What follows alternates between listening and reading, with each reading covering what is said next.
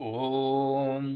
यज्जाग्रतो दूरमुदैति दैवं तदुसुप्तस्य तथैवैति दूरङ्गमं ज्योतिषां ज्योतिरेकन्तन्मे मनः शिवसङ्कल्पमस्तु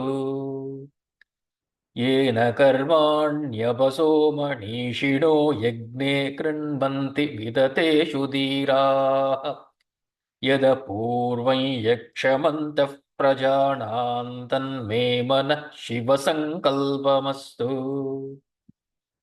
यत्प्रज्ञानमुदचेतो धृतिश्च यज्ज्योतिरन्तरमृतं प्रजासु यस्मान्न हृदे किञ्चन कर्म क्रियते तन्मे मनः शिवसङ्कल्पमस्तु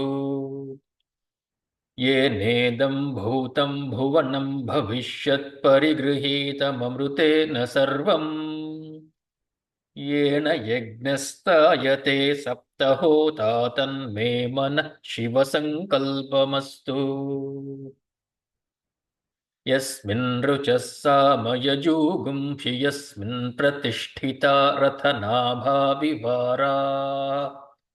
यस्मिग्श्चित्तगं सर्वमोतं प्रजानां तन्मे मनः शिवसङ्कल्पमस्तु सुषारथिरश्वानि वयन्मनुष्यान्ने नीयतेभिः शुभिर्वाजिन इव हृत्प्रतिष्ठं यदजिरञ्जविष्टं तन्मे मनः शिवसङ्कल्पमस्तु